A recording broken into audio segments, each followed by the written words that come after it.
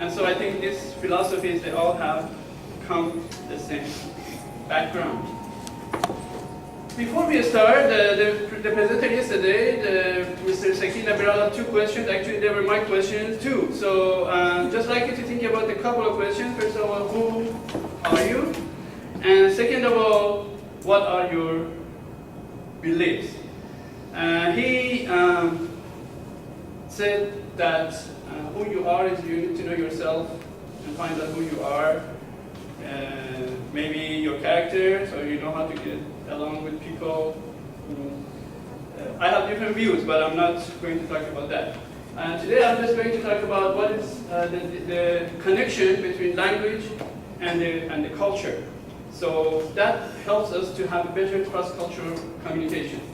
Yesterday everyone talked about globalization and that we need to be able to get along with people and talk with other people, big business, interact, get our ideas through. So my purpose is very simple today. I hope to show you that culture is an integral part of language learning, your language learning and others when you learn a foreign language, and also in communication.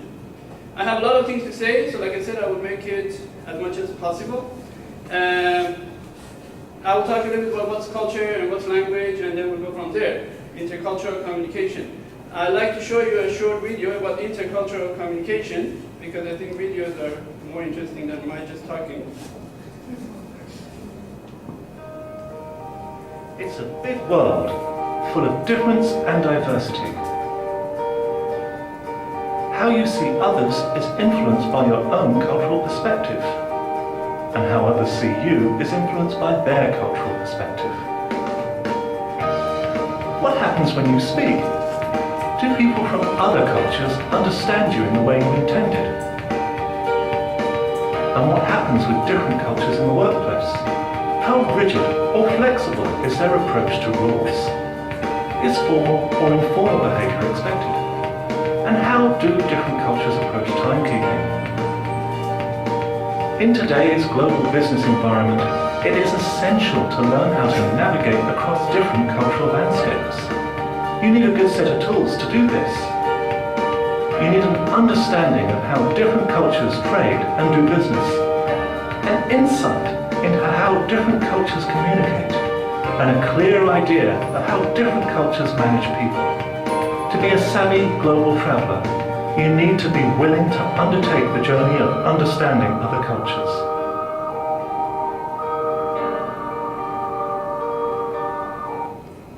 Us an idea that we do need to understand other people. It doesn't necessarily mean that we become other people or that we have to agree with them. We all have our own perspectives and we see the world the way we think. The world out there is basically a reflection of your own thinking and your own self-image. So a lot of times maybe we think we are very poor or miserable. And when you look at the world that way, when you look at yourself that way, everything that comes is going to be very miserable and very poor. If you change your perspective toward the world, you will see that you have changed your own world. So the world is just like a mirror image of yourself. If you look at in the mirror in the morning and you smile, you're going to see another person smiling back at you. And if you look at the mirror and you look very sad, some sad person is going to look at you. So it's the same for the world. So what is language? Language basically is the way we communicate, the words, pronunciation of them, and the method of communicating. For example, we take the word water in different languages. In Turkish we say su, in Spanish we say agua, in Farsi we say up, in Chinese we say shui, in Arabic we say ma, in Czech we say voda, in Indonesian we say air, and in Vietnamese we say no. So this is language. Now culture is what makes sense to the language. So culture basically is our thinking and our perception of the world that gives a sense to the language. So now when you bring the culture into language, it becomes very different because, for example, example, if I say cold water, if you combine the culture and language, if I tell you cold water, or holy water, or drinking water, cold water in different cultures mean different things. If you go to the US and say, I want cold water, they're going to give you a big glass of water with a lot of ice in it. In Taiwan, if you say, I want cold water, they give you a glass of water that is a little bit colder than regular water. So the concept of cold water makes a difference in different cultures. Same thing, when you say holy water, what is holy to you is different than what's holy to other people. And how does holy water make sense? So the adjective is the culture that makes a difference to the language. So when you just know the language, yes, you know how to say water in different language. But when you talk about different kind of water, that makes it different. So culture helps us to actually categorize things. So that's easy for us because we always like to have categories, boxes, boxes, boxes. And so when we see something new, we say, oh, okay, that goes to that box. Well, in a sense, it makes our job easy. We don't have to think. But on the other hand, it tries to take away what we have in common with each other.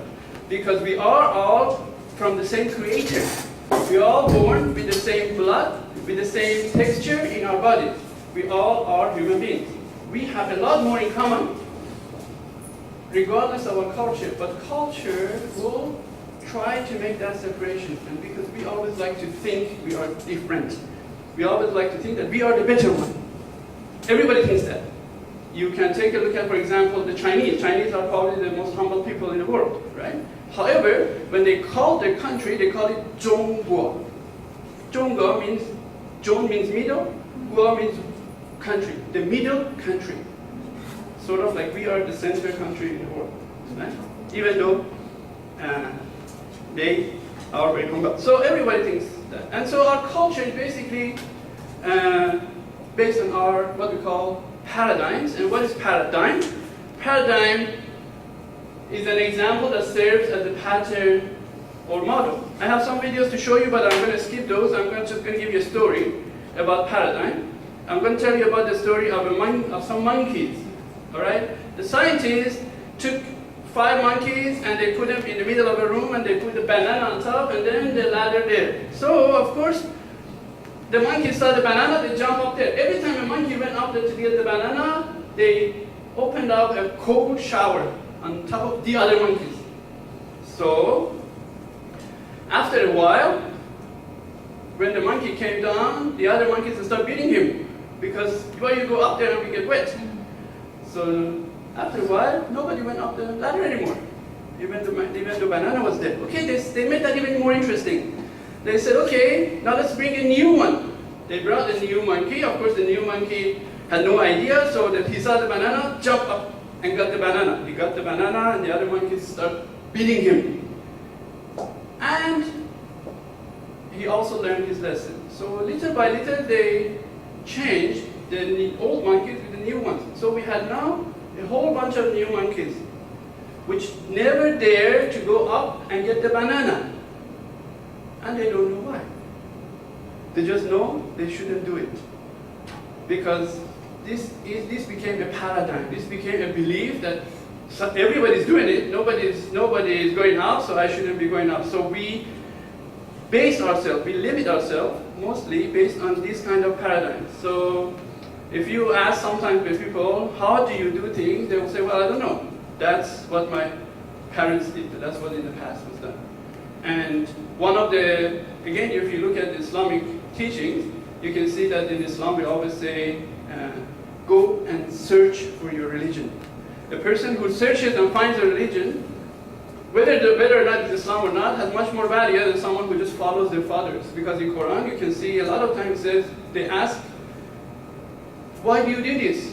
Why do you worship these statues? They will say, because my father did, because our ancestors did. So we should stay away from that kind of paradigm. And also our education is the same. So they talked about perspective, and perspective is basically the angle at which we see things. And the angle could be very wrong, even though you think very right. I'll show you some pictures, Depending on how you look at this picture, you may have a person with 3 legs, right? You may have a person with no head, all right? You may have a cat with such a long neck, and so on. And also in relation to English, I think maybe it would be almost time. An English professor gave these words. I don't know if you've seen this before or not. Give these words to the students: woman, and the word without, and her, and man, and is, and nothing. And he or she asked the students, punctuate this in English. How do you punctuate this in English? Now think about it. How would you punctuate this in English?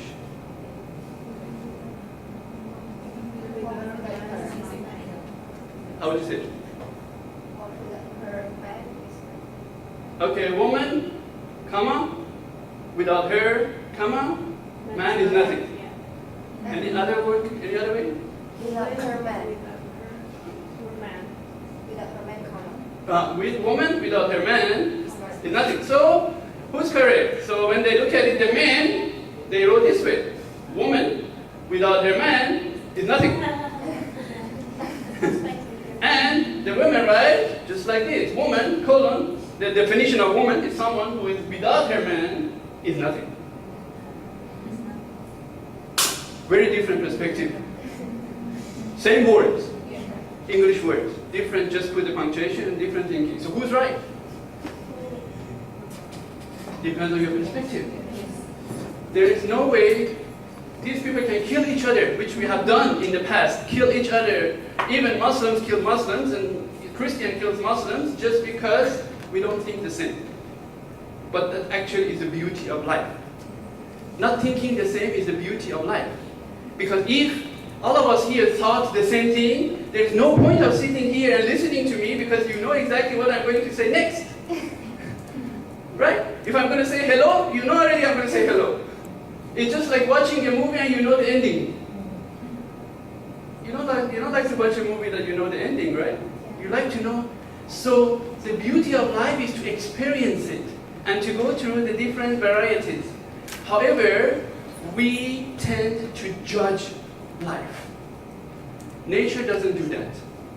We tend to judge life. We say this is good, this is bad. When in the spring the flowers come and the trees have beautiful leaves, the tree doesn't become so happy, say, wow, I am so beautiful. And when in the winter the flowers die and the tree becomes nude, the tree doesn't feel so sad, doesn't become depressed. But we do. We judge the events in our life. We say this is good and this is bad. So therefore we get too proud of ourselves or too depressed, which there is no reason for it. It's just different experience. If you don't know what is the feeling of happiness, you don't know the feeling of sadness.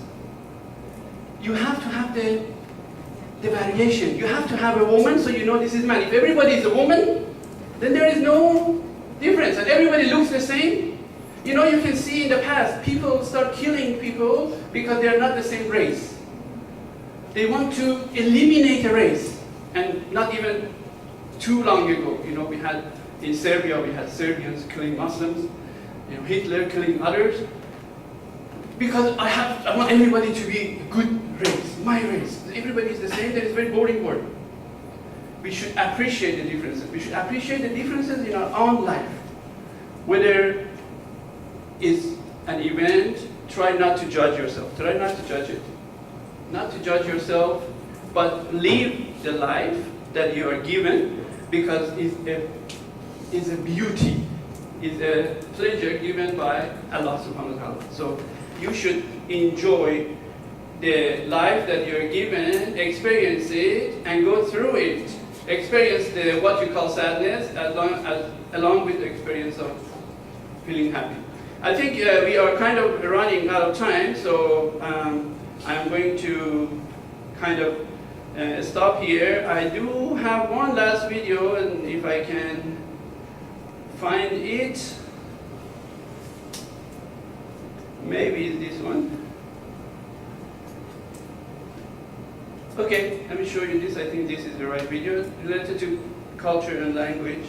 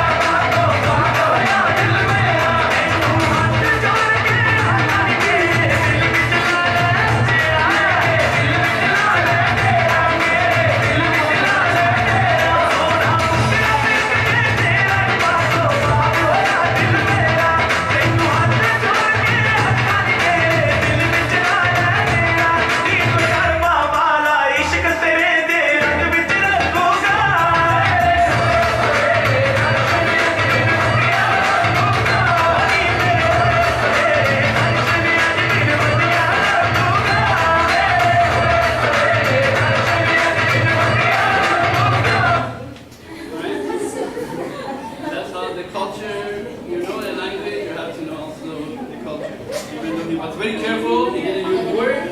He only used pictures, but still he didn't know which way to go. So you drink it. You're very good. You drink it. You die. Thank you very much.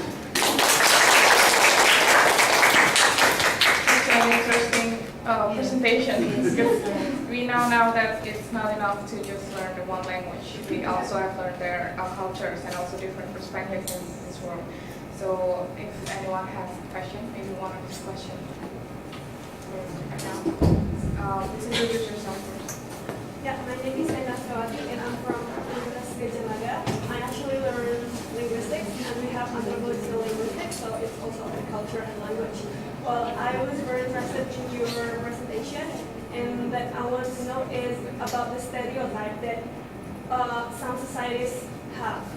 Because, yeah, like it or not, they do exist, these stereotypes, even in Indonesia. So, diversity is basically the beauty of life, and I agree with you. But how do we deal with these communities which have a high degree of stereotypes? Especially when the stereotype is about bad ones. How do we deal with that? Okay, thank you very much for your question. Very good question. Basically, we do have a course in our school called corporate culture, and in that course, and we talk about the stereotypes. The stereotypes are basically what? What's the meaning of a stereotype? A belief of people over other people with no factual background. Right? You just see a Mexican and you suddenly have some idea about it, even though you may not never ever seen a Mexican or have any friend who's a Mexican friend. Or you see a black man, you have some idea. This is a stereotype, and it can be good or bad. Either way, a stereotype is not good.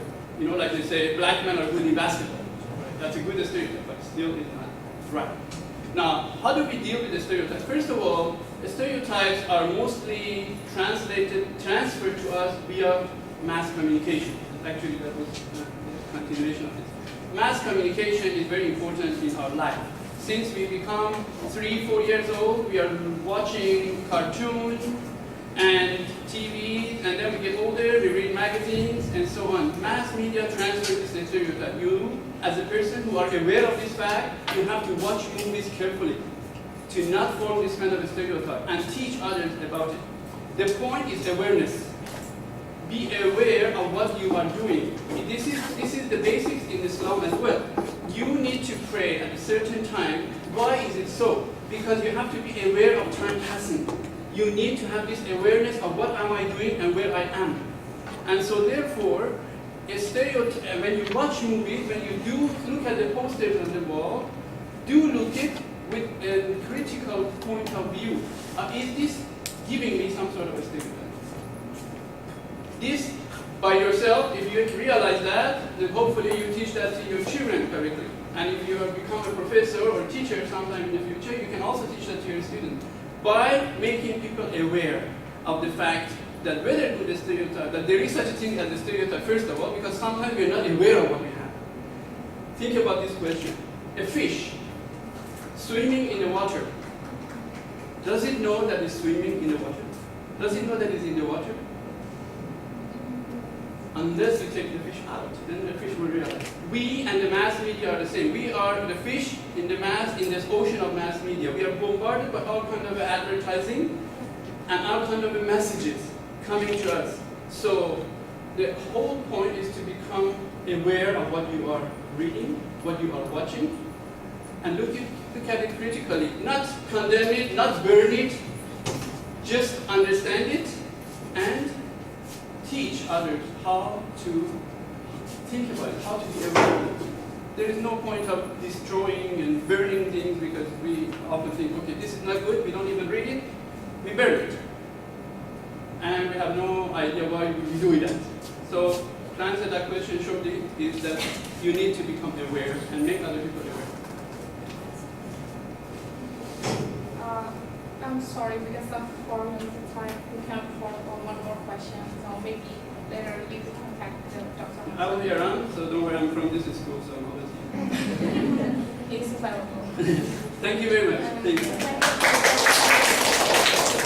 Before you leave, we have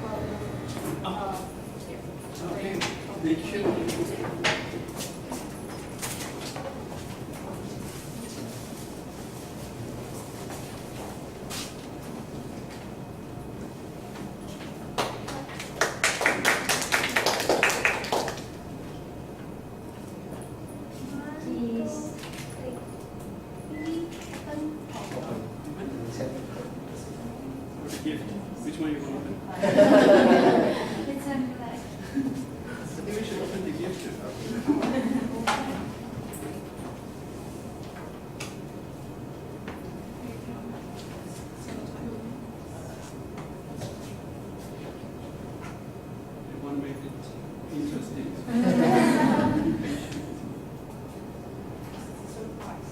Why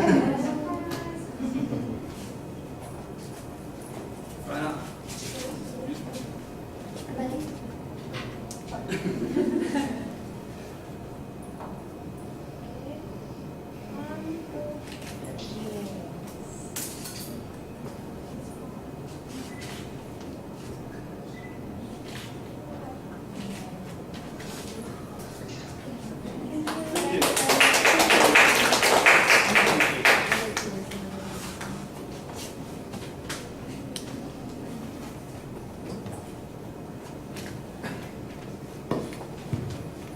Now we move on to the next presenter, Xiao Chong, Juliana Rosmita Jafar, Dennis Koh, and Sufi Kaur.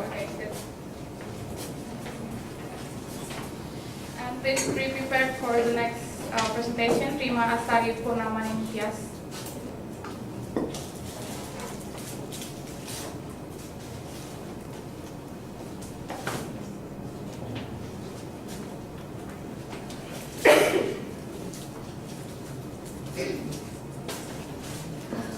Very good morning to everyone. Apa khabar? I'm from Malaysia, the National University of Malaysia. I teach at School of Psychology and Human Development, Faculty of Social Sciences and Human Humanities. So this is a project that we are doing. My paper entitled Safe Neighborhood Promotes Trust in Business Organizations via Neighborhood Social Capital. It's always good to be the first presenter of the day so that I can relax and enjoy the rest of the day. So let's begin. So these are the things that I'll talk about in my presentation today. We'll start with introduction and some hypotheses, methodology, results, and recommendation, and I'll end it with a conclusion. So what is social capital? So according to Putnam, social capital refers to connection among individuals, social networks, and the norms of reciprocity and trustworthiness that arise from them. So we are a group of people here, and if we maintain this relationship after the conference, maybe later on I'll teach at your university in Indonesia, and if you maintain this relationship long enough, you build some trust in it, and then we will form social capital within us. Okay, so even though we don't meet each other much, we have these weak ties, but it's still considered social capital as long as we have trust in our relationship. So in this study, I'll make the definition simple, which is norms of trust and reciprocity held by a group of individuals. So what is perceived neighborhood safety? So just the feelings that whether you think that feel insecure or not in the neighborhood that you're staying. So you measure it by whether you feel safe walking in the dark in your neighborhood, taking the public transport. And in Malaysia, what we found in Malaysia was unique in neighborhood social capital in Malaysia is actually more than just trust and reciprocity.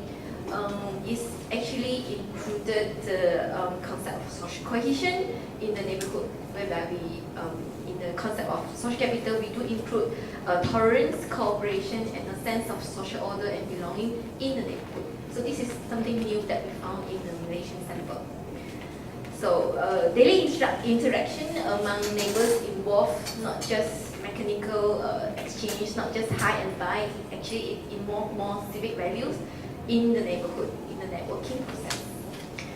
So how do I define trust in business and organizations in this study? It will be trust in accountability in local businesses, major corporate businesses, and also banking and financial institutions.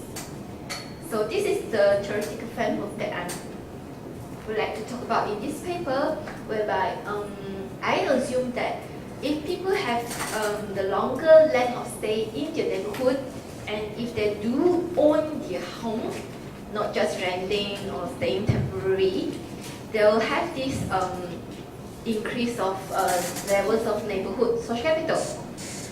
And later on, it will contribute to the trust in business organizations. But however, if the safety issues in the neighborhood is not so good, people don't feel safe living in their neighborhood, it will indirectly affect neighborhood social capital, even though they have stayed there for a long time or they own their home. Okay, so I take perceived neighborhood safety as a mediator in influencing neighborhood social capital.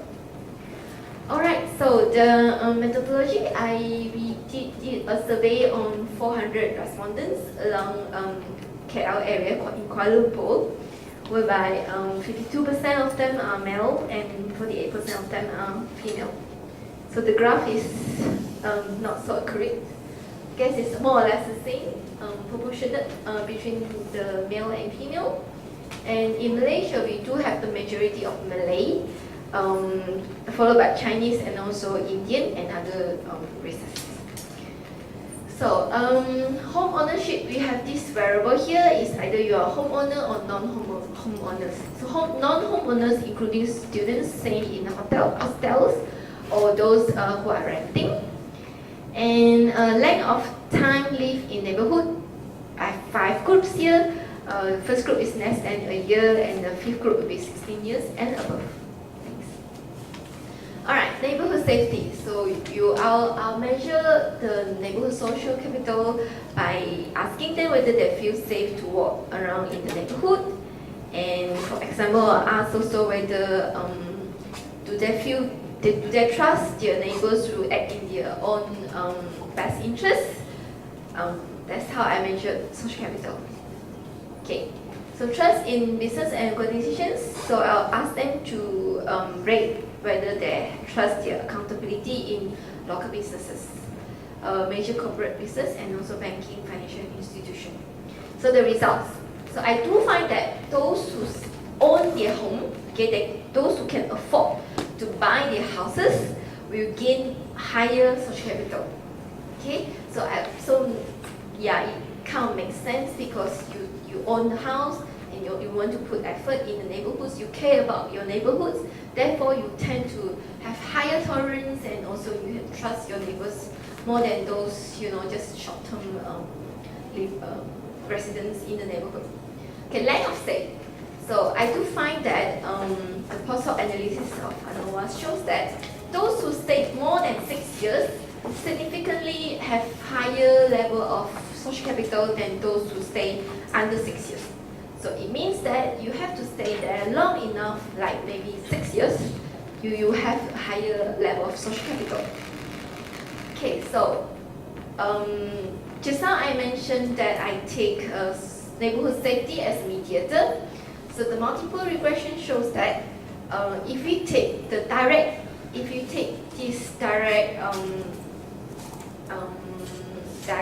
relationship between in the A situation, length of stay and home ownership, direct to neighborhood social capital, it only contributes 6%. Okay, so those two are not so important variables as compared to B to C. C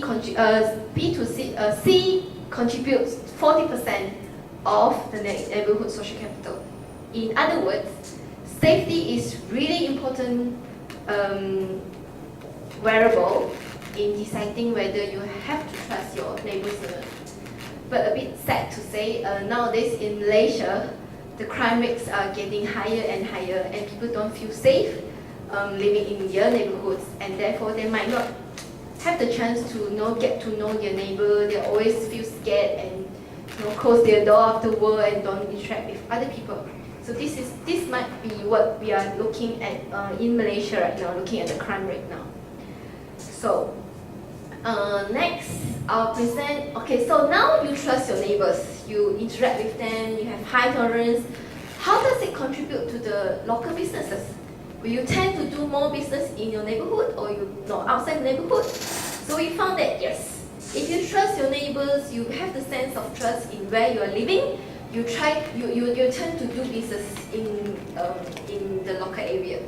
So I tested it with 3 types of institutions. First is the banking one. Okay, you can show not much differences, just about in their mean. So this one shows higher differences, whereby people will tend to do more business with the local business if they trust their neighbors. And third one, the corporate one, also show just a little bit differences between those who have high social capital and those who have low social capital. So recommendation. So what's new on the table now? So we know that safety is really important in the Malaysian cases. And secondly, we know that if we can improve the safety feelings in the neighborhood, we can promote more businesses in the neighborhood. So safety is a key. And also the act of trusting allows more business transaction to be made based on localized trust and reciprocity. So this is all for me now. Thank you. Thank you for the presentation. Do we have any questions from the participants? Maybe one or two questions? Okay, please introduce yourself. Thanks for the chance. I'm Kurniawati from Universitas Gajah Mada. My question is, what are the problems faced in this kind of in your team here, and then what's the solution you can propose for the problems? Okay. So when we talk about local businesses, when we calculated the safety issues and the length of, so we now know. So we wonder why in this area that the local businesses is not booming. So we want to know why in this certain area the local business is not booming. So we want to study why. Is it because of people don't trust each other? So we study why people don't care about each other. Is it because they are just short-term residents? They don't care about their neighbors. So this is problems that we're looking here. So now from the research, what can I recommend in the future studies or looking at this problem is safety. Safety is a key issue. If now in Malaysia, if you go to the big cities, you will see that they have this guarded area in the neighborhood whereby the residents themselves have to hire security guards. Alright, so they'll fence up their neighborhood. Alright, so they'll have to hire people and have to they have to contribute some money to buy fences and to pay every month the security fees. And then every time they go in and out their house, they have to rely on whether the guard will open the gate for them to go in and out. So this is the current trend in Malaysia. So why is this happening? Because the crime rate is really high. So meaning that maybe the government, the police officers is not efficient, maybe. So looking at this, and this will affect the businesses economic activities in the neighborhood as well. So what shall we do now? So increase the safety. Maybe not just to fence up your neighborhood, but just government should do some more efficient strategies in promising the safety issues in Malaysia. Do you have any more questions? Or do you want to add something? You want to add your point? So I'm just wondering, like you guys are from Jogja, Yogyakarta, I guess. How do you feel safe in Indonesia? In your neighborhood? Safe. Yeah. I feel really safe in Taiwan here.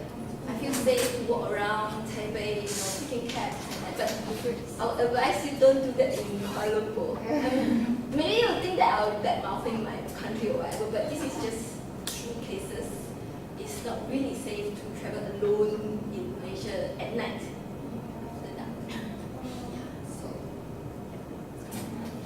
Thank you for the presentation. And I welcome the next presentation, Lima Astari Purnama India. And please be prepared the next presenter, Chris Wichilin, the next.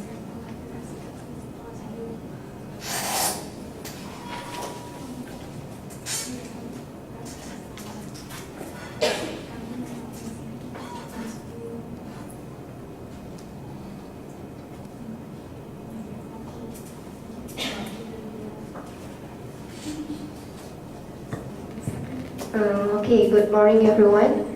My name is Rima. I'm from medical faculty Universitas Gadjah Mada. So maybe first of all, I want to say that it's a bit rare that I'm from medical faculty, but I go to these social things.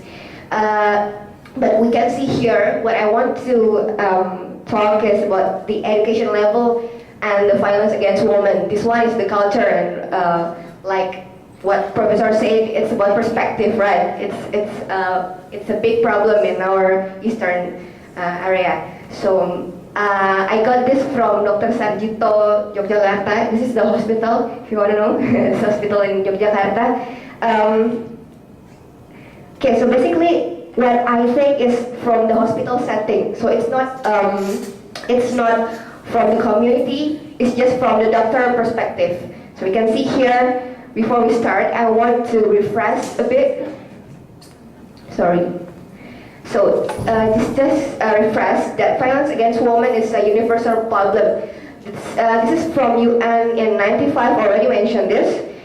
It must be universally concerned, and because it shows increased amount of domestic violence cases each year. And WHO also mentioned this one, that it is giving a serious health risk to the victim, which are mostly women. It's mostly, but not all. Women and children actually. And yeah, in WHO 2002 said that this become a global problem, which is very important to be traced. Yeah, you can see here, there's a picture of woman, but there's a hand of man that shut them out. The victims here is often not open. Why not open? Anyone knows? So this one is the cultural problem. The Eastern country usually said that if the man talk a bit rude or things like that, it's just okay. So women in Eastern country usually always say it's okay. It's because we are women and they are men. But this is the problem. And then actually the factor that affected to the domestic violence is a lot. It's very a lot. It can be economic things, it can be educational things, it can be the problem from their family. So basically the family that actually the children that have a family with domestic violence will be experience themselves to get the domestic violence also, because they say it's okay that my husband do that to me, that my father do that to me, even that my children do that to me. That's why. So it's like become a cycle of a problem. This one, this problem I want to take just one of them is a low level of educational background in Indonesia. So we can see here from the Jakarta Post, 97% covered the education in Indonesia. It's getting, if you call Indonesia, is 9 tahun wajib belajar, right? And then less than 84% it's getting education, and but only 12%, we can see here, only 12% that getting the proper education, means it's like us, it's the proper education. Yeah, this is the reason why education is important to be obtained by everyone. And it's become the research problem. I want to see whether is it right that if someone have higher education, then the domestic violence that they get is lesser. Is that right? We can see. This one is the objective. So we want to see the relationship between the incidence of violence against women with the educational background of the victims. And the specific is we see only in the hospital setting. So we will see the culture of the doctors, we will see the culture of the health service itself when they're taking care to the woman who getting domestic violence. And then to determine the relationship between the types of violence and the educational background that they have. Let's say maybe if the woman is getting educational level only in elementary school, they will having sexual and then psychological, also physical, let's say. It may be all the type of violence will be got by her. Okay, this is the benefit of the research. So because this is in the hospital setting, so the benefit actually for the hospital, it's more towards criticize the hospital to giving the care more. So I want to introduce that in Sarjito Hospital Yogyakarta having integrated crisis unit for women and children regarding this domestic violence, but it's not worked well. It is built from 2004, but until now we can see that it's only per year, it's only about 10 cases and 5 cases that reported there. But in an environment, there's a lot domestic violence that happen, right? But in hospital, they don't know that it happens in outside hospital. Yeah, this one is just some journals. Okay, it's just some literature review that said these there's so many types of violence. It's not only physical, it's psychological, emotional, sexual. Sexual it's commonly happen in Eastern. Right. It can be from the individual, relationship, community, and societal factor. And then this is my hypothesis that I already said before, the low educational background will affect the violence against women. Okay. What we use is the medical record in the integrated crisis unit, Dr. Sarjito Hospital in Yogyakarta. So we are only seeing the medical record from them. The population is, we are getting about 5 years, so it's from 2007 to 2011. There, it's all kind of violence. Okay, this one is the result. So we can see here that's the total. It's only 196. It's all. It's that happened in male and female.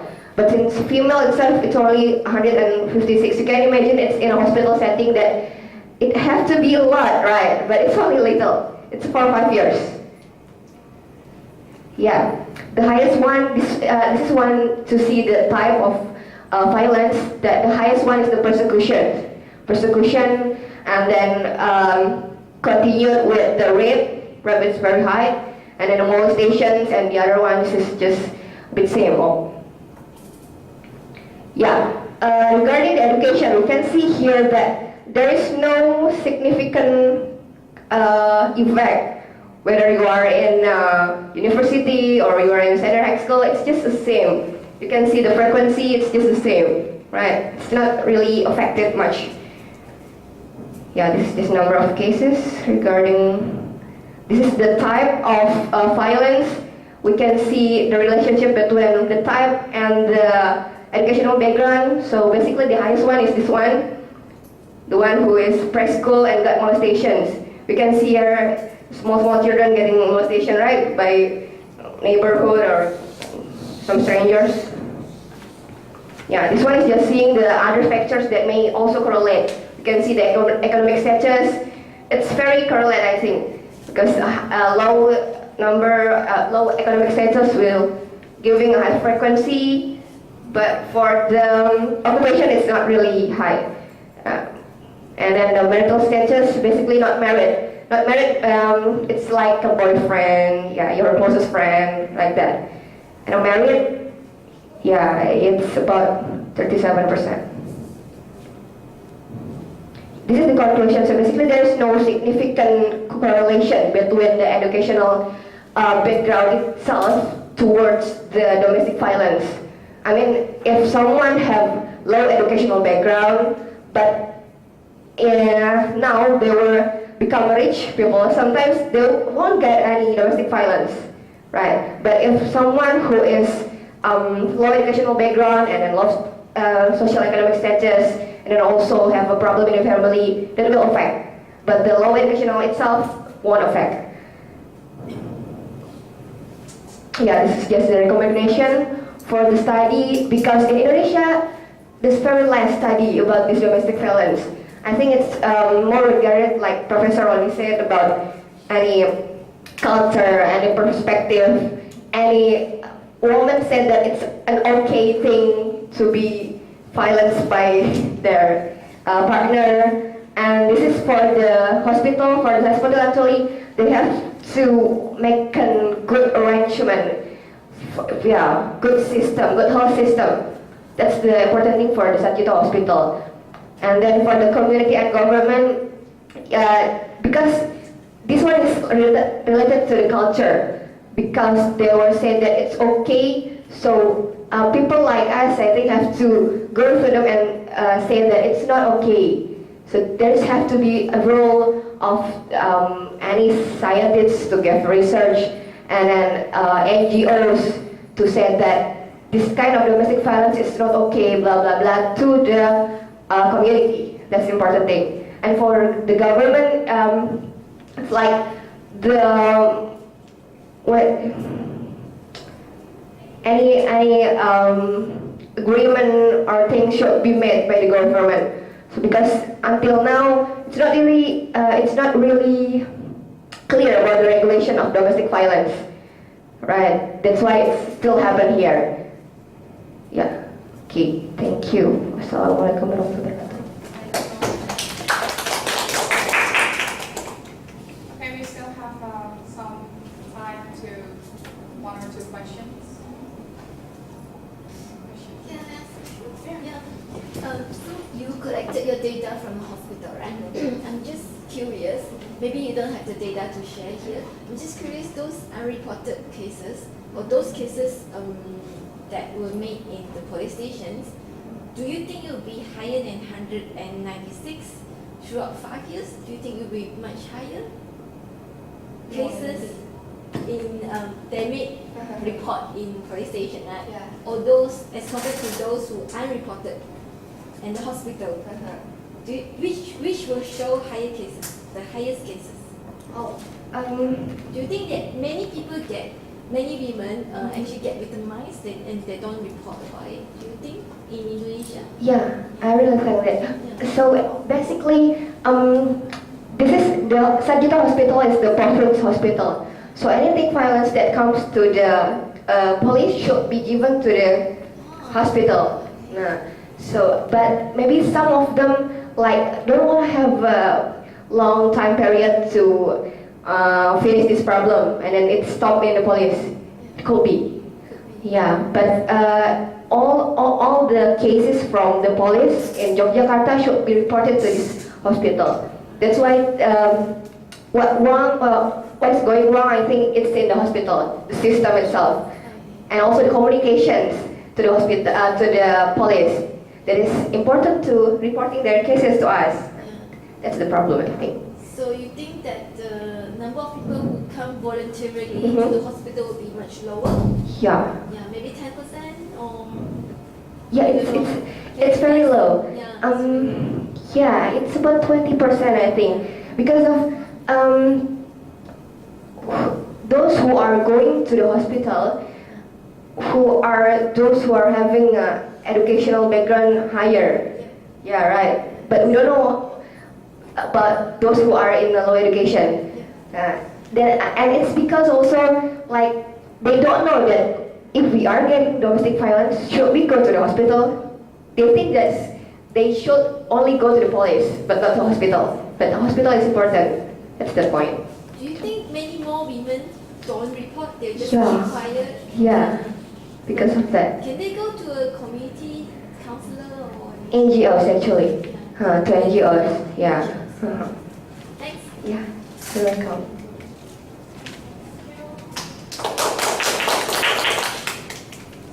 Then the next presenter, Grace Huitin. I actually have a question for Rima, but maybe I will ask you personally later.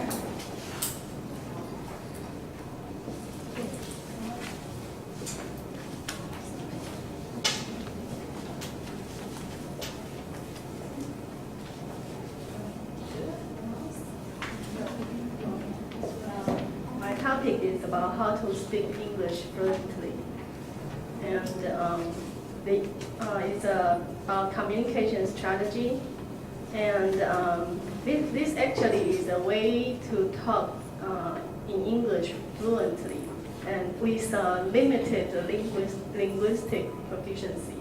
It means that your English doesn't really have to in a very excellent proficiency, and you still will be able to communicate. Yeah. And before I do my presentation, I will, can I go on the internet and display the lecture video for everybody, and you will know what is the lecture content will be about. And this study has been done in Donghai University in Taichung. Donghai is a university in Taichung, and I have cooperated with the American professor to do this. The second author, his name is Douglas, and the third author, Paul, is a professor in the National Taiwan University.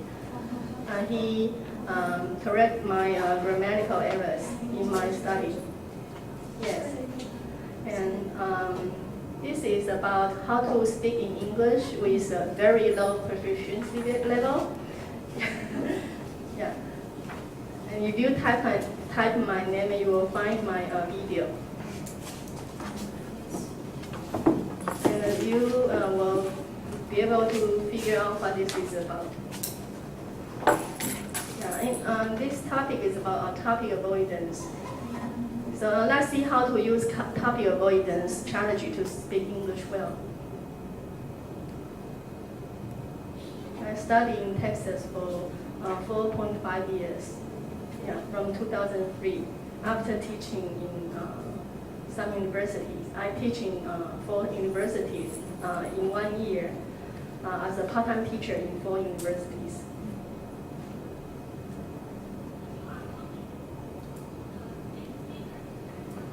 So this is about how to speak to native speakers. Yeah, if our skills and proficiency is not good, we don't really have to involve ourselves to speak too much. Can you hear the sound? Sorry, I missed it. Using the microphone. So this video has been taken in Taiwan, in educational university called Zhanghua University of Education, and it's a teacher preparation university, and all of the students would like to be high school teachers in their future. So I teach them this strategy in order to tell them not to enforce themselves to speak really native-like or very English-like is not necessary.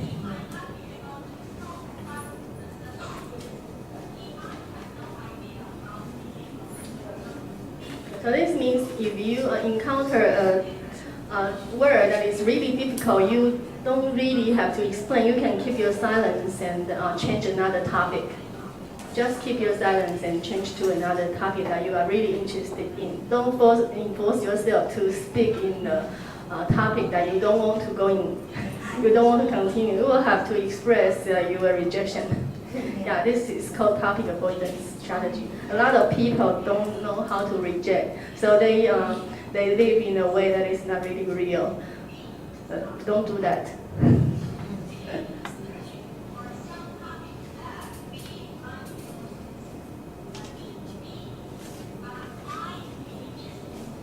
So some people like to talk about the topic about shopping. If you are a person that is not belong to that group, you don't have to talk about shopping. You don't have to talk about the expensive brand. Yeah, you will think about something that you're really interested in.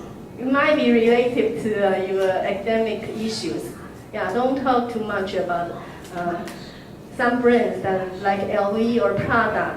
And don't talk about that. If you are not interested in, yeah, you don't have to enforce yourself to please the others. Don't do that.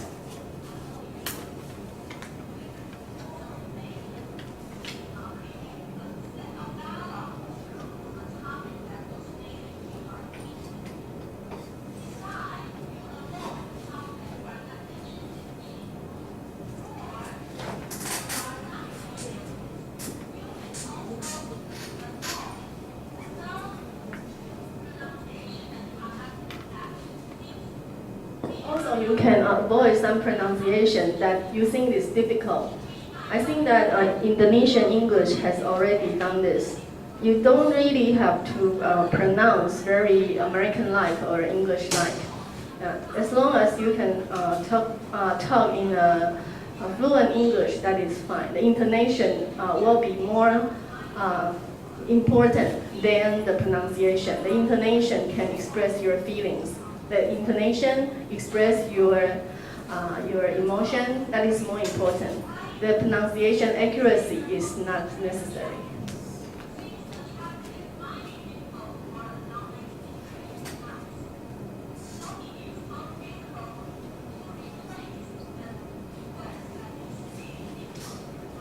So I can finish this one.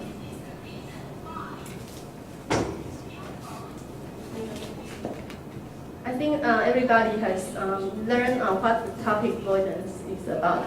So let's see the research result, and this is related to some students' feelings and their feedback about this strategy. And yes, thank you. So there is a class that is a freshman English class in Donghai University. And I have done this research with an American professor called Dr. Jarvie, and he let me interview his students in a class of 24 students. There are 7 volunteers that have been interviewed. Yeah, and we collect the qualitative data. The qualitative data means that we don't use the mathematics to collect the data. We use the interview and videotaping to collect the data. So we have taught students the concept about a topic, avoidance. That means that you can keep silent, or you can don't talk too much when you encounter a topic that you are encountering. And this strategy basically has been created by 2 scholars. They are Farch and Gasper, and they are very senior scholars. They have written a book titled Interlanguage Communication. Interlanguage communication means that we can apply our own background to communicate with native speakers. So the 2 concepts in this strategy is to keep silence when encountering a topic that you are not interested in. The second concept about this strategy is to avoid some difficult pronunciation that is not in your mother tongue. So the first concept is you don't respond to a topic that you are interested in. And the second concept is you can simplify, you can facilitate some difficult pronunciation that is in English. You can pronounce it in your mother tongue's characteristic. Don't enforce yourself to be very American or English-like. So the intonation will be more important than pronunciation. So this research collects the feelings, the perceptions of students learning. After they have learned this strategy, they express their perceptions. How do they feel about learning this strategy? Do they think this strategy is useful? Or do they think they will use this strategy, they will follow this concept that has been created by Farch and Gasper?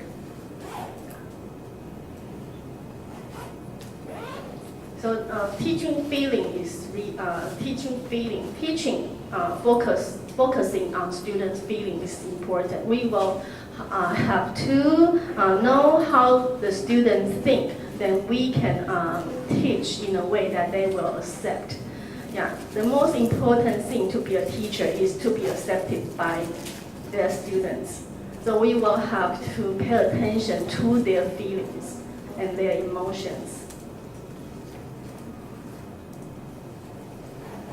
So this class is held 3 times a week on Monday, Wednesday, and Friday in Donghai University. And the participants consider themselves as non-Aboriginal speakers. That means that they are Taiwanese English speakers. They are non-native speakers. They are not American speaker or English speaker. Their background of language is their mother tongue is Taiwanese, Hakka, and Mandarin. Now, most of them start to learn Mandarin from 6 or 7 years old in elementary school. Yeah. So this topic is about no response and keeping silence or change to another topic in order to hint the others that I'm not interested in this topic anymore. So don't force ourselves to do things that we don't like to do. So the methodology of this research is AISCT description. A AISCT description is a qualitative method that has been developed by Benzing, and one of the scholars of AISCT description is Benzing, and he said that you will have to collect a lot of data and in order to know the real experience of the sample. So you will have to do a prolonged study or a very long-term interview in order to collect AISCT description data. So this study lasts for half year, and the preparation lasts for like 1 year. And the AISCT description has been collected from the 7 volunteers by 90 minutes interview for each individual.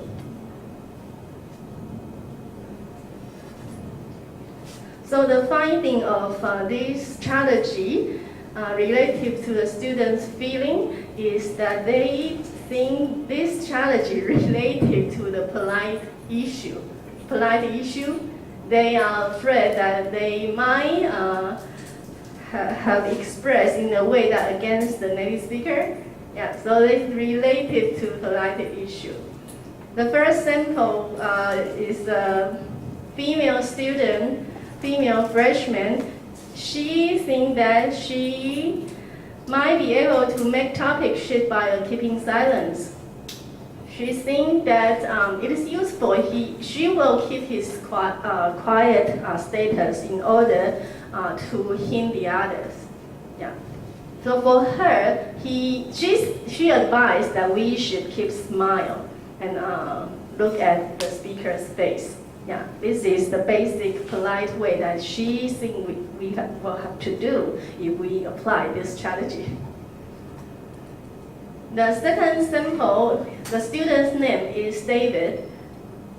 He thinks that he felt his classmate emotion will be down if he make too much silence. He thinks keeping silence might be a little bit inactive. Yeah, so he doesn't really totally accept this strategy. He has a little bit negative comment.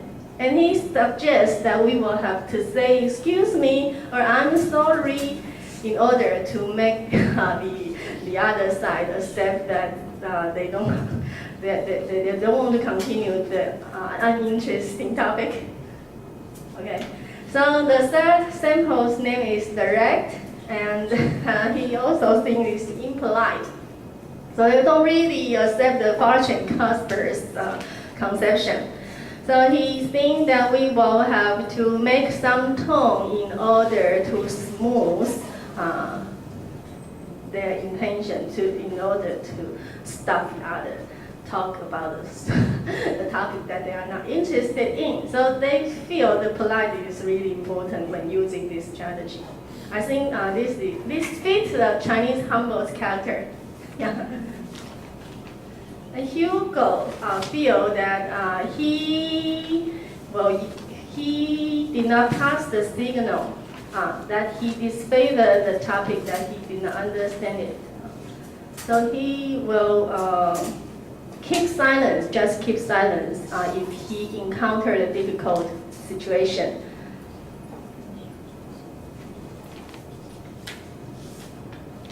And Luke will say that he thinks this is the way to protect themselves, to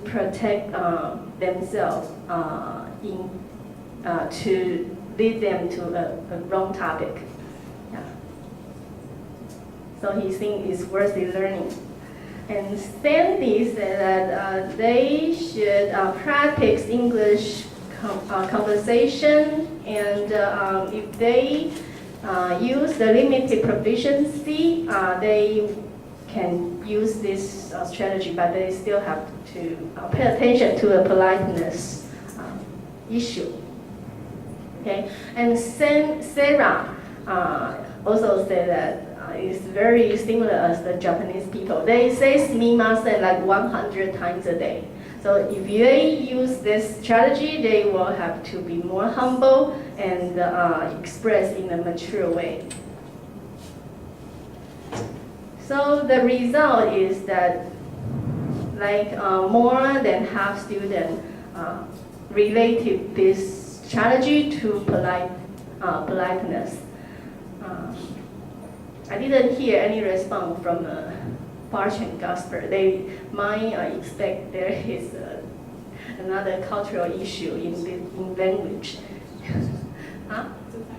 The time is up? Okay. I think that you have already have a little bit concerned about my research. Do you have any question?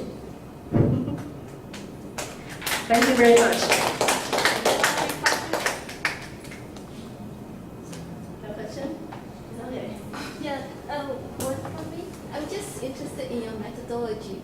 Did you give them a real situation and a real dialogue going on, or you just interview their opinions about the strategies? Actually, we have taught this strategy for like 10 times. 10 times at least. Actually, we have taught 5 strategies, and this is one of them. And we have taught strategy for 10 weeks. And each week, we use 20 minutes to teach one strategy for 20 minutes. Yeah. This is a very long-term study. Actually, this is my PhD dissertation study, and I'm selling my book online. If you are interested in, you will buy it online. It will be on Barnes and Noble if you have time to search out the title of the strategy. The title of the name is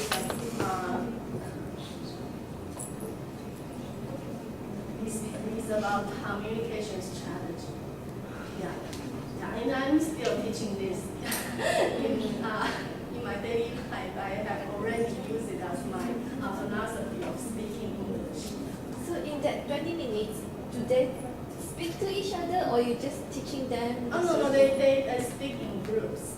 Yeah, actually we make them in pairs and groups, in pairs of 2 or groups of 5.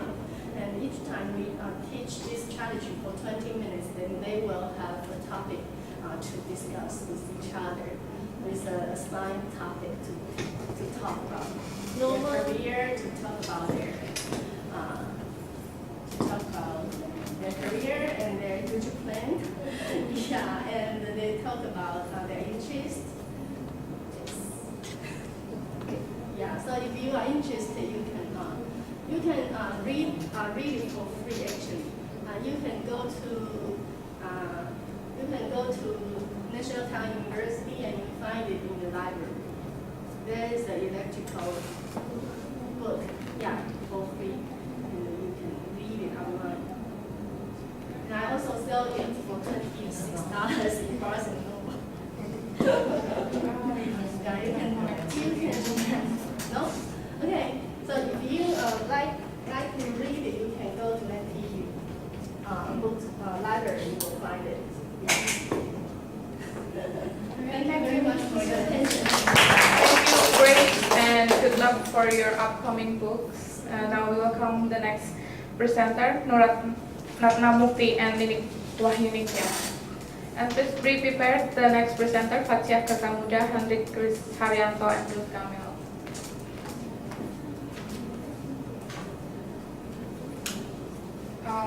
Murat Namukti. Title. The title. The title is Komubus, commuter bus as the effective and efficient public transportation for commuter in Meranggen. Not here. No one, not from this group. Okay, we can continue to the next presenter, Fatia Kertamuda.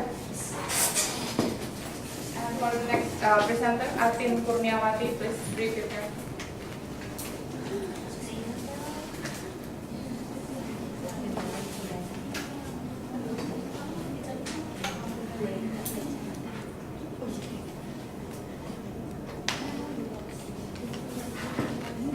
Okay, thank you very much.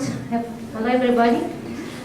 Okay, this class is only one gentleman, so it's all women here. Okay, I'm to be honored to be here, and it's very nice to meet Mr. Masud here. Okay, this is our research. Especially we have three writers here, but only me to come to Taiwan. It's very pleased to be here. And then this is like preliminary studies about religiosity in our country, especially in Jakarta, because Indonesia is more than 85% Muslim people. But in this subject, we include 5 religions in our country. So, okay, because in Indonesia, like other Eastern culture, religion is very important for everybody in that. So religion is kind of a form to our behavior, attitude in our life. So religious is also a form of obligation of rules that must be followed for the people who believes in something, on God or whatever. Okay, there's like China said that religious is the form of religiosity can be described as feelings, also thoughts, experiences, and also behaviors that arise from the search term sacred. And also religiosity is described as a form of relationship between the individual and God. So,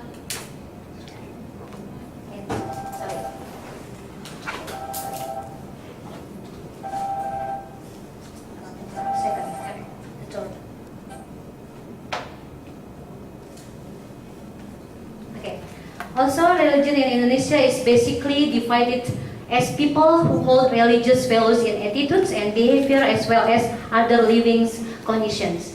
And the existence of religion is symbolic that has not been able to have a positive effect on the development of the condition of the individual society as a whole. So sometimes people in Indonesia, even though they say that I am a Muslim, I am a Christian, this is just a symbol. So that's why our research is just starting to find something in this research. So this research based on the gold and stars dimension of religious. In gold and star they have 5 dimensions.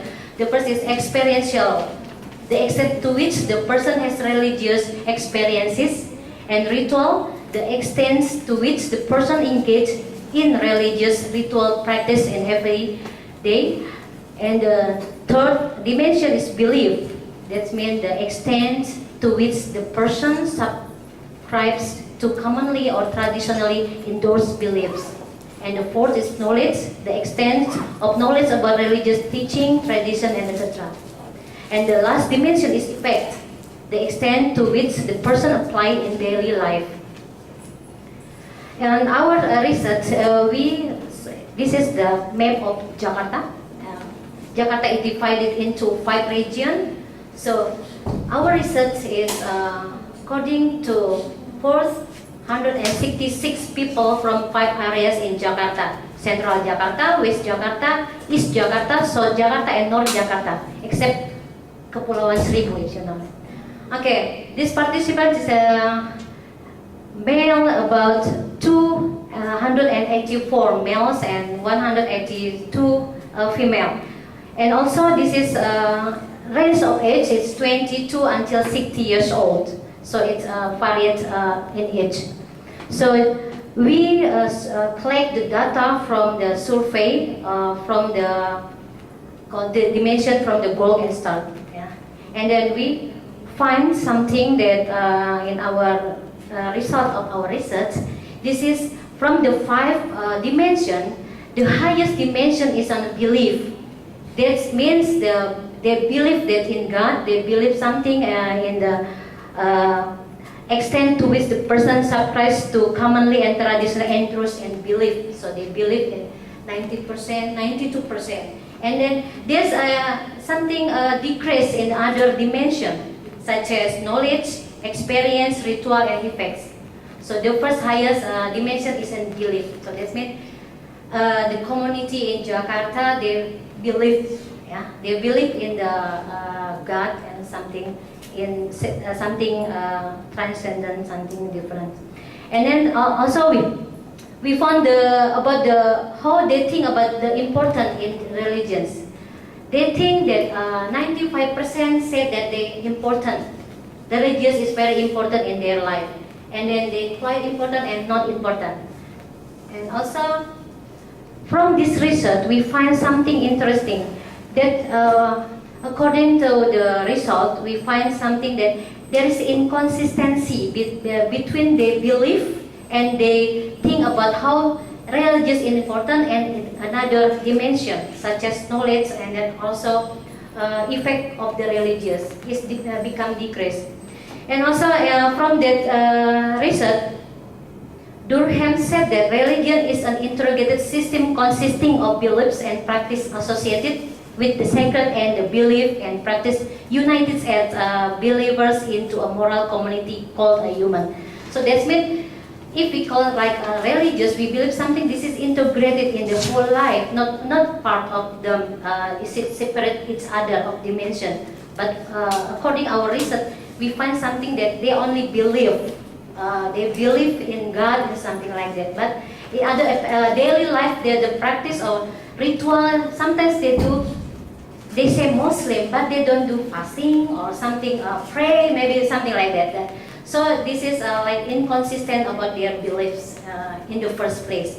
And also this is in line in Heslin that said religion serves to give an answer to the puzzling question of the true meaning of life, such as purpose of life, why do humans suffer, and the existence of life after death.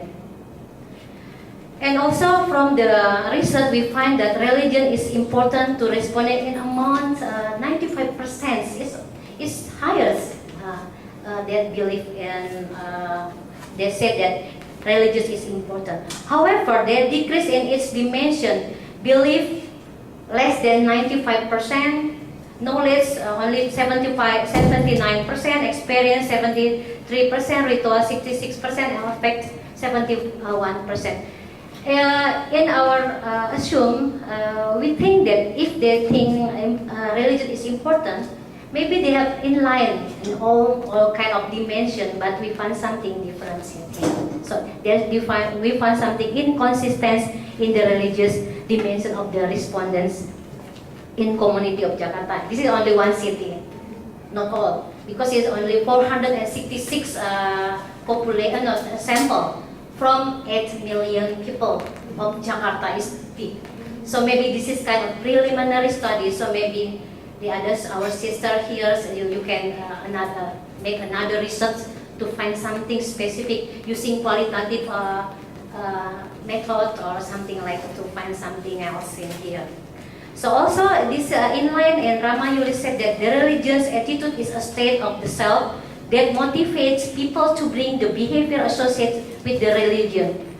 And the formation of religious attitude is formed by the consistency between the beliefs of the religions as a cognitive component, and also the sense of religion as affective component, and attitude toward religions of conative. Conative and affective component is shaping religious attitude. So that we find something in our research, belief, knowledge is into the cognitive component, and experience it's two affective component, and the last effects and ritual is a cognitive dimension. So that's why all our research in here is so simple, because this is a preliminary study. So I hope the next another city, Jogja or something else, about to doing how religiosity in not only Jakarta community but maybe in the big city in Indonesia area, because we are a very big country. So this is maybe the 200 million people, right? Yeah. Okay, lot, very lot. Maybe Taiwan is small country, the only one island, maybe Smaller than Bali. smaller than Bali. Bali is how many population in Taiwan? I don't know exactly. Maybe 5 billion? No, right? Okay. 2003 million. Oh, okay. Oh, close to 23 million. 23 million. Okay, this maybe Bandung, Jakarta. Okay. Have you been to Jakarta, Mr. Mason? Okay. You should come to our country. It's so beautiful and crowded in Jakarta. But it's nice to be here also. Thank you very much for your attention here. Do you have any questions? Okay. Please introduce yourself. My name is Rima. I'm from Medical Faculty Universitas Gajah Mada. So this is a nice topic about religiosity. So I'm really interested in this topic. Is Ruth Kamil? Is there any... My name is Fatia. Oh, Fatia. Yeah. Is there any information about the correlation between living area or any affection from the family towards the religiosity? Because maybe some living area will be lower, and then the other will be higher religiosity. We didn't find it yet to see correlation between the South Jakarta and the religions. Maybe we have more specific. So that's why maybe other research specific in this area, special area, because in Jakarta we have 5 areas. So we just take from just like random to find the subject of the research. So for your sample, it's randomly something. Yes, for each areas in Jakarta. Thank you. Your next question. I see my name is Iska Yunamasari, and I come from Indonesia, Institute of Sciences and Engineering. I would like to ask about the effect. The effect is 71%. Does that include the behavior, especially for a Muslim religion? Does that include their behavior or the discipline or the attitude to the other people? If we look to the other country, maybe in Taiwan, we have looked the attitude of the people. It's very disciplined, and our religion Muslim is teach that. But why in Jakarta, crowded and traffic there like that? Okay, so that's why our research find that 75% the only effects in the daily life. So it's supposed to be more than 95%, right? Because in Indonesia, people we have been taught about religion since our baby and maybe since our mother pregnancy. But still, in daily life, this is a kind of interesting thing that we have to find why. Maybe using another method, I think, to find the effects of the religiosity in the daily life or something like that. But this is just a preliminary studies to find the effect of only 75%. Why? So that's why we need another method to use that. So maybe inshallah, maybe another research specific using mixed method like quanti and quali, and maybe it is maybe more specific to find another. So that's why the effects is not our behavior is very different from the belief that we have. So that's it. Maybe not only in Indonesia, but Indonesia is very big country, so we can see like traffic jam. If we believe in God and our religion, we have to follow the rule. we have to follow the rule when we drive or something like that. But no, they just cross red light, something like that. Because if they are special in religious religion, they're good in religion, maybe they have to follow the rule. So we learn from other countries, maybe it's non-Muslim countries, such as, I don't know, I don't say that, they follow the rule. Yeah. It's not the God's rule. So. Yeah. Follow the, We follow the God's rule, but not we don't follow the government's rule. yeah, that's right. But that's important. Yeah, we have to follow the rule. But the rule that means show up how religion teach us to have something important in our daily life to follow. So this is our life, and we feel peace, no crime, something like that. But I agree with you said that if we say that happiness, we don't feel sadness, our life is just flat, right? So we need to like make a stress in our life. But we have to cope how to stress that. Stress sometimes is very important for our life. So yes, thank you very much. And another question? Okay.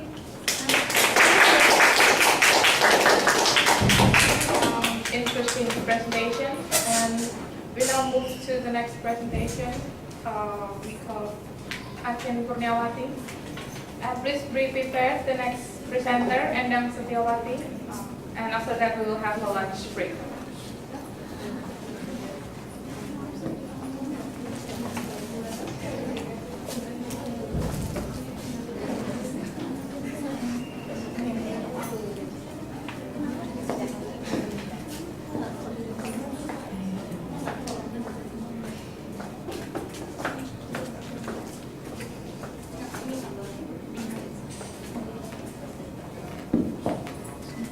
Assalamualaikum warahmatullahi wabarakatuh. 안녕하세요. Well, 저는 아틴입니다. 게자마다 대학교 대학생입니다. 한국어 공부하고 있어요. 만나서 반갑습니다. 감사합니다. My name is Atin. I'm from Universitas Gajah Mada, Yogyakarta. Here I would like to present my paper about K-pop, but not about the artists or the fans, but also about the language they use in the United K-pop Lovers Indonesia. It's such kind of K-pop lovers community in Indonesia. Well, my paper entitled "Use of Korean Expression Within K-pop Fans Communities." Okay, alright. Start from the introduction. The Korean popular or K-pop culture refers to Korean entertainment, including pop music, movies, and dramas. It started its popularity from the countries around, such as Japan, Chinese, and Taiwan, but now it has already reached almost all over the world. Even in Europe and America, K-pop is very popular, isn't it? Yeah, okay. And we know that K-pop fans are everywhere, and maybe here one of you or maybe all of you are K-pop fans? No. I'm not a K-pop fan, but I'm a Korean lover. So I like Korea, I like its culture, I like its language, but not the K-pop. Alright, Korean language has become one of the most interesting aspects of K-pop. Why? Because the fans usually heard the language from the dramas, the movies, so they can speak Korean. For example, 안녕하세요 and then 사랑해요, 어떻게 알고, and so on. This paper is going to describe the Korean expression used by UKLI. UKLI stands for United K-pop Lovers Indonesia, District Solo. So UKLI has many branches in its city, and I take the sample in Solo. Solo is a small city in Central Java, near Yogyakarta actually. And besides describing the expression, I also analyze the interference in the use of the expression and the factors that cause the interference. Well, material science method. This is a descriptive qualitative study. of the use of Korean expression among OCLI members. The materials were the transcript of OCLI members' communication in OCLI District Solo Facebook group. So I took my data from the Facebook group of OCLI, and also I conducted an interview with some of OCLI members to get more data about their activities and their style and so on. And then after that, I grouped the data based on the expression used, and then the expression were then analyzed based on its use and the kind of interference. We can see some interference in the next. And I also analyzed the factors that cause the interference itself. Well, based on the data, Korean expression used by OCLI members can be grouped into greeting expression and then addressing expression, apologizing expression, and thanking expression. The first is greeting expression. They used to say 안녕하세요 and also 안녕. You can see here the hangul of the expression. So Korean has its own writing system called hangul. Right? For example, 안녕하세요 친구. Ada yang punya DVD-nya 2 PM concert nggak? Gumata. In English, hi guys, anyone has the 2 PM concert DVD? Thank you. Almost like that lah. Here we can see two expressions, 안녕하세요 and 안녕. Its difference is in the first use 하세요 and the last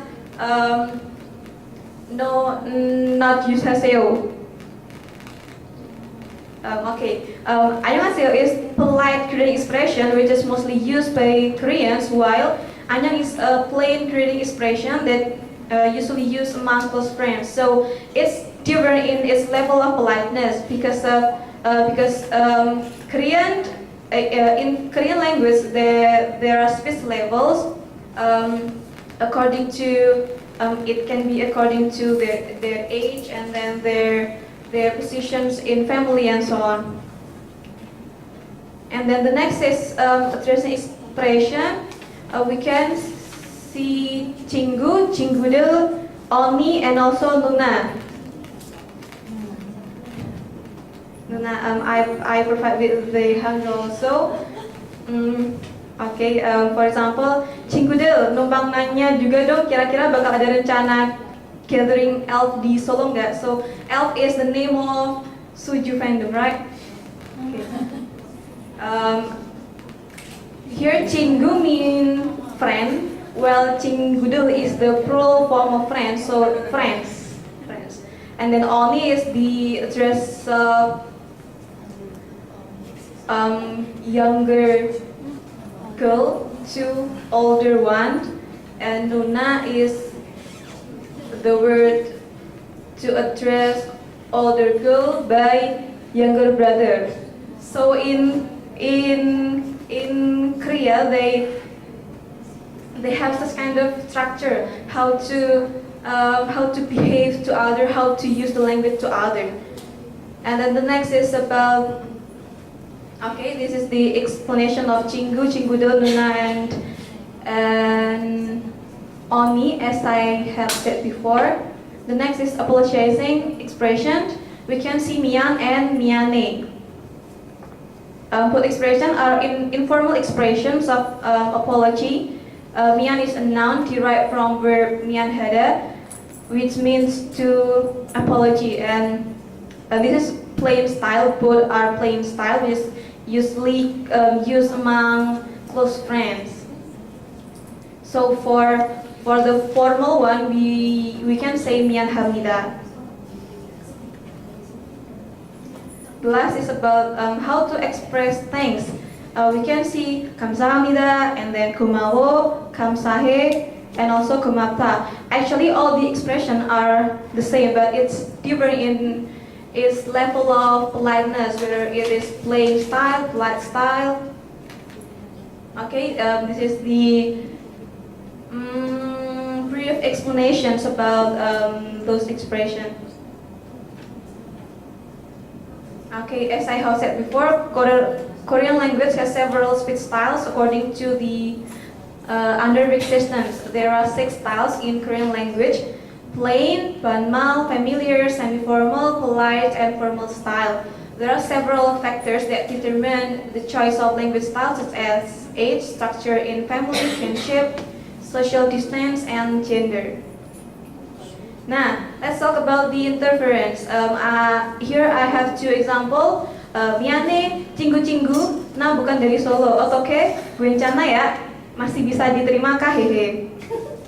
Okay, here we see cinggu-cinggu and then nuna-nuna. It is the bahasa Indonesia system in which if we want to express plural something in plural, we just simply reduplicate the word. For example, teman becomes teman-teman, and then ibu becomes ibu-ibu. But in Korean, to form plural is by adding postposition.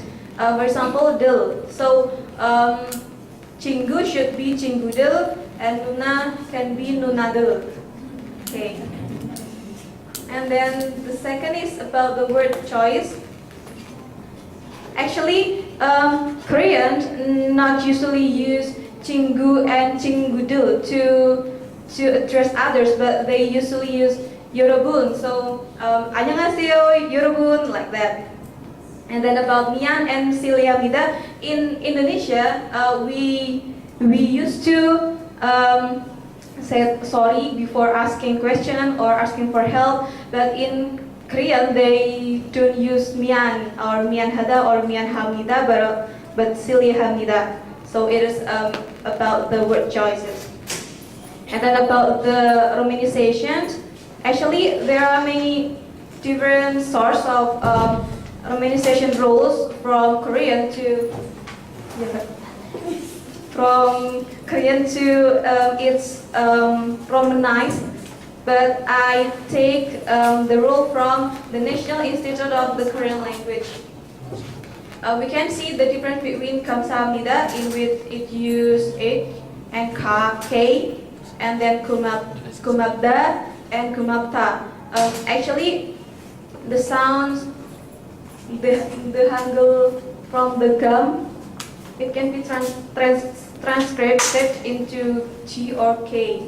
It depends on the location, and I found errors in this matter. Okay.